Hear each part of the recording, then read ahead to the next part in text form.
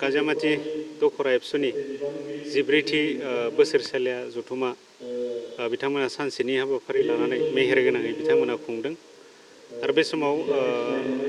गेवलां मेल बे गेवलां मेलाव हांख्रायनाय बायदि बेवहाय आं बाहागो लाफैदों आरो बेवहाय बाहागो लानानै जोबोद गोजोननाय मोन्दों। बे काजामाति ओनसोलनि साफ्रोमबो रायजो राजा फरायसा बिथांमोना बेवहाय बाहागो लाफैदों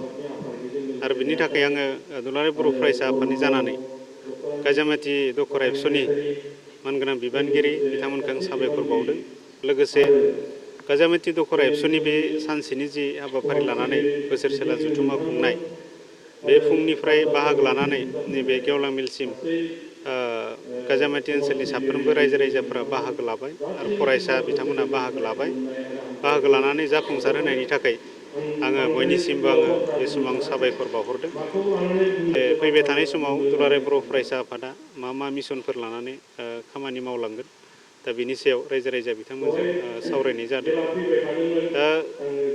दुलाराय बर' फरायसा आफादनि जि गुन गोनां सोलोंथाइनि थाखाय जे जांख्रिखांनाय मोनसे जे मिशन लानानै मावथांखि लानानै जे हाबाफारि लादों बेखौ जोङो रायजो राजाफोरनो जोङो फोसावदों जे मानोना दुलाराय बर' फरायसा आफादा बे सोलोंथाइनि बिथिंखौनो नोजोर होनानै दिनैसिमबो खामानि मावदों आरो जोंनि इयुन जोलै जोंनि जायफोर फरायफुबाय थादों बिथांमोना जोंनि गुबुंले मोनसे थासारिनिफ्राय जों बिथांमोनखौ जों बोरै गोजान खालामनो हायो, फेग्रा मुवा बाहायनाय जौ जुवा बिनिफ्राय जों बोरै गोजान खालामनो हायो दा बिनि थाखाय जों बिथांमोनजों जों सावरायदों आरो जोंनि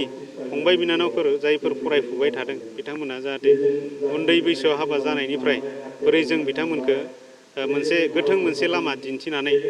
जोङो गोग्गो सोलोंथाइ लानायाव बोरै जों गोसो होहोनो हायो दा बेफोरखौ जों लानानै सावरायदों आरो बेखायनो जों आसा खालामदों जे जोंनि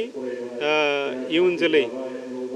जोंनि जायफोर फरायफुबाय थादों बिथांमोननि गोग्गो सोलोंथाइ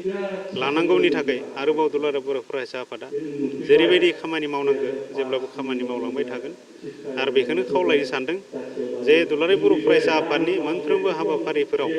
जाहाथे जोंनि साफ्रोमबो ओनसोलनि गुबुन गुबुन माहारियारि आफादनि दैदेनगिरि मेलेमजिबि बिथांमोन आरो साफ्रोमबो रायजो राजा बिथांमोना जाहाथे मदद होलांबाय थायो दा बिनि थाखाय आङो बयखौबो खावलायहरनाय थाबाय। जोङो मोनथिदों जे दिनै काजामाति दखरा एबसुआ थान्दै मेलनि गेजेरजों जिहेतु 2 बोसोरनि थाखाय दाजानाय जे मावफुं आफाद बेखौ सिमफायनानै दिनै थान्दै मेलनि गेजेरजों आरोबाव 2 बोसोरनि थाखाय गोदानै मावफुं आफाद बिथांमोना दानानै लादों। दा बेवहाय जायफोर दिनै गोदान मावफुं आफादनि आफादगिरिखौ लानानै गाहाय नेहाथारि आरो गुबुन गुबुन बिबाननि बिबानगिरि बिथांमोनखौ आं गिबियाव आङो साबायखर बावदों आरो बिथांमोननिसिम आङो हामग्लायनायखौ बावदों आरो आसा खालामदों बिथांमोना गोदान बिबान लाखांनायनि उनाव समायखिरा लाखांनायनि उनाव जाहाथे बर' हारिनि माहारियारि बादखौ हमथानानै जाहाथे बिथांमोना खामानि मावलाङो। देग्लायनि काजामाति दखरा दुलाराय बर' फरायसा आफादनि 14थि बोसोरसालिया जथुमा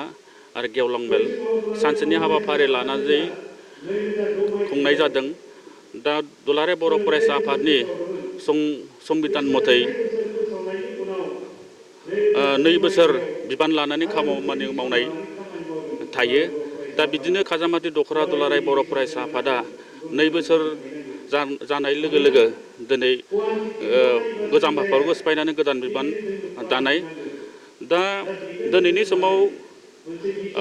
काजामाति दखरा दुलाराय बर' फरायसा आफादा नि माखासे दैदेनगिरि आरो माखासे समाज सिबियारि आंखौ फिन 2 बोसोरनि थाखाय गोदान आफादगिरि सायख'बाय। दा आङो गोसोखौबो गोजोननाय मोनदों आरो दा 2 बोसोर बिबान लानानै आङो खाजामाथि दख'रा दुलाराय बर' फरायसा आफादनि आफादगिरि जानानै आं गिबियावनो सोलोंथाइ बिथिङाव मावगोन, लोगोसे समाज फोसाबनायाव खामानि मावगोन। दा बे जोंनि गोदान बिबान मोननायनि मोनसे फार्स्ट एजेन्डायानो जाबाय सोलोंथाइनि बिथिङाव मावनाय।